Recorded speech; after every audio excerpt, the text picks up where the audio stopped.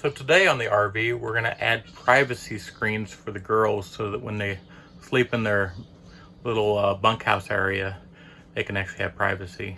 Right now they're creating little forts so they can have privacy, but we're gonna do a curtain system and it'll be cheap and easy.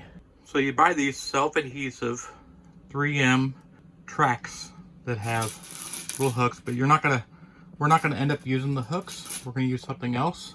And it has these little sliders that slide in here for the curtains to slide on. And let me show you what they look like when they're installed.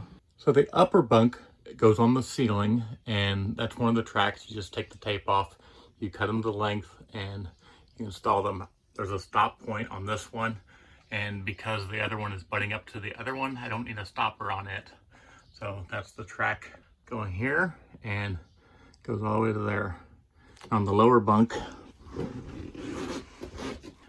it's a lot easier. You just stick it to the top bunk space right there. And I put a stop on this side because that little extra trim piece over there. So I only had to buy one set, and it did both upper and lower bunks. And I'll show you what it looks like from afar. So you can see here from a distance what it's going to look like. It's going to have two curtains on the top one and one curtain on the bottom. I was thinking about doing the circle track curtain on the top, but none of them stick to the roof. They're not two-sided taped. You would have to screw holes into your ceiling to install that, and I didn't want to screw holes into my ceiling. So this was a nice, easy way. It'll have two little curtains, and there's no holes in my ceiling because of it. And now I'm going to show you the curtain part. So to attach the curtains to it, you buy these packs. I'll have all this listed in the description. What it does is it has a clamp that clamps to your curtain, and then this will go to your slider, and then I'll crimp that shut so it won't fall off. You don't have to crimp it shut, but you might as well.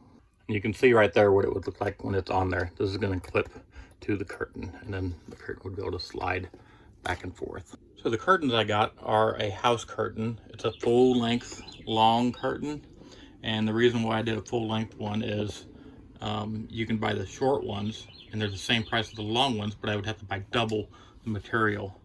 Or this way I can just cut this one right in half and sew a stitch across the bottom of it, and I have two curtains. So that's the reason why I did this, and I'll show you when I cut it and how it'll show up on the wall. So I hung the curtain up, and you can see with the alligator clips, I just clipped them on there. I didn't use all of them because I'm just getting a measurement right now. And I'm gonna mark where I'm gonna cut it on the bottom right here. So I push the mattress back, and that gives me a good spot to draw a little bit of a line across the bottom here. That way, when the mattress is here, it'll cover up to here, and it'll still give them total coverage. Now I have marks on the curtain, and I'm actually gonna cut it 1 inch longer because I need to roll this fabric up to sew it. So it'll be 1 inch longer than the mark. So I draw really light. You don't want this mark to go through your fabric. So if you don't have a sewing machine, get the curtains that are at the correct length for what you need. But if you do have a sewing machine, you can save twice the money. What I generally do is I do a tight sewing pattern. I put a heavier thread of a thread bobbin. So the thread down here is real heavy. This one's light, it's a factory style. That way you get a real nice heavy stitch. But the thing is, when you do heavy thread, you need to sew slower. So make sure you're only half pushing the pedal for your sewing machine, and you'll get a better sewing pattern and your thread won't break on it. And now that you've measured, cut it, and sewn it up, you'll now find out that you cut the wrong side of the curtain and it's the long one. So let's go sew the other one up. So here it is, cut the correct length. Luckily, I'm cutting this thing into quarters, so that piece I wasted on the bottom, I didn't need it anyway, because I needed 1, 2, and I need 3 quarters. So luckily I didn't mess up completely. Now the top one's done. I'm gonna open it so you can see it open.